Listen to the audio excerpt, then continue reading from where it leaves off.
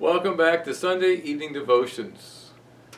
We want to look at the story tonight from 2 Kings chapters 6 through 8, and we have four accounts of demonstrations of God's grace through the prophet Elisha. The first two deal with God's grace in supplying our needs. There's a short little story of the sons of the prophets, the school of prophets, that say to Elijah that they need to enlarge the place that they're living. And so they go down to the Jordan River to cut some trees. And there's the miraculous recovery of an axe head. One of the prophets had borrowed an axe, apparently, and been swinging it and using it. The axe head had flown off and had fallen into the river and was not visible. And it was lost. And it was a gift. And Elisha miraculously is able to make the axe head float, and we kind of wonder what is the story. What we find here, of course, is that God graciously restores the axe head. He supplies our needs, and we need to remember that God gives us every good gift, that they come from Him, that He does extraordinary things. And we find that in that case here. And so this is on an individual level. The next level we find is the broader level, more dealing with particularly Gentiles, the Syrians, but on a more corporate way. And what we find is that the king, probably Ben-Hadad, is sending raiding bands into Israel. God is judging Israel for Ahab's sin and his son King Jehoram's continuing sins to humble them. And we've realized as we're reading the story that we're told that apparently Elisha is privy to the king's plans by God's revelation of them to him, and he warns King Joram again out of mercy. And so Ben-Hadad is convinced that there must be a spy, and they say, no, there's the prophet of the Lord, and he's telling the king your thoughts and our plans. So the king decides, well, then we'll just go and nab Elisha and make him captive. And you may remember the story when the army of Ben-Hadad, the Syrian, surrounds Elisha and his servant. His servant is fearful, and we have that famous quote in the Bible that we often refer to. He asks that the servant's eyes would be opened, and he says, greater is he who is with us than those who are with them. And we have the revelation of God's angels that are protecting Elisha. Now this then leads to Elisha blinding all of these men, and he leads them in their blindness into the very capital city, Samaria. And the king, Joram, wants to kill them, and Elisha says no, but rather let's feed them and give them a feast and supply them with what they need and send them on their way. And so God is merciful to the Syrians.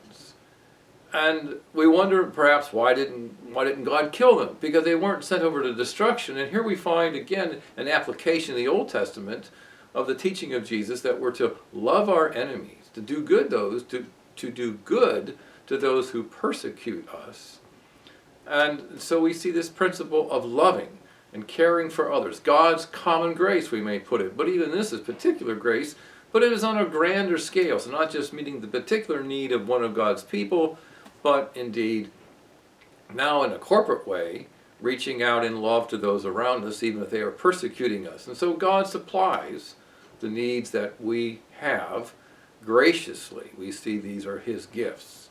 The next two stories reveal then God's deliverance.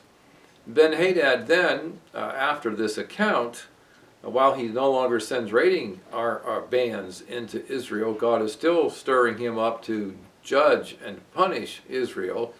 His army then comes en masse and comes to the land and finally besieges the capital city, Samaria.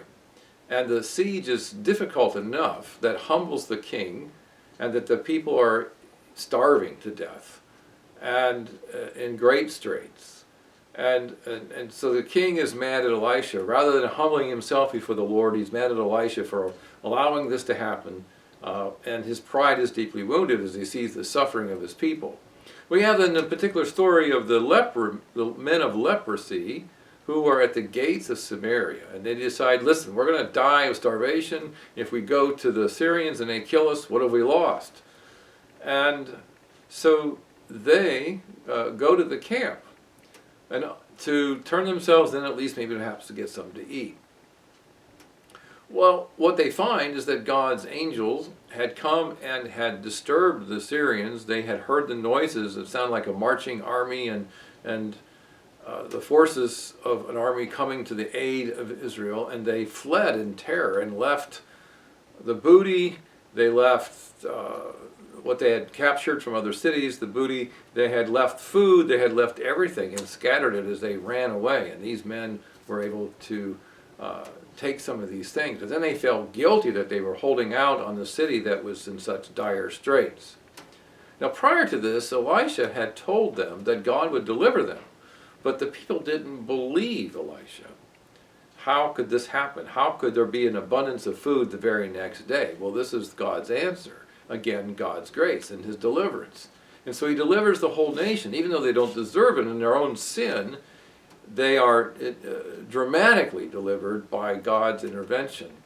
And so we find that story. And then we come to the very end of this section where again a famine is promised by God, and so Elisha, by God's warning, warns the Shunammite woman. Now you remember her, she was living with her husband, and then in God's grace gave her a son, and Elisha had raised him from the dead. Apparently the husband is no longer living, and Elisha says you need to flee the land and go to the Philistines where you can find sustenance, because for 7 years there's going to be a great famine. So she does. And then after those years are over and the famine is ceased, she returns to the land, but she needs to reacquire her possessions that she left behind. And so she appeals to the king. Now the king, Joram, here is probably the one mentioned, and he is speaking with Gehazi, Elisha's servant, and regaling the stories of Elisha. And he identifies this Shunammite woman as the woman indeed who Elisha raised from the dead, her son. And she presents a request, and the king is moved again by God's graciousness towards her and restores all of her property to her. So what do we learn from this? Well, again, God is able to do exceedingly abundantly beyond all that we can ask. He redeems us. And these are acts of God's grace, even in these situations where we find that we don't deserve it. Well, isn't that what grace is? We don't deserve it. This is all a picture of Christ and Christ's work for us. That's what grace is. We're sinners. We're at enmity with God. We're God's enemies. And he sends his Son in graciousness. While we were yet enemies, Christ died for us. These are pictures of Jesus. These are pictures of God's grace, teaching us that God supplies what we need graciously. God's redeeming us graciously for his own purposes and his own glory, that he would receive the glory. Well, that's the gospel. And that's the good news. Good night.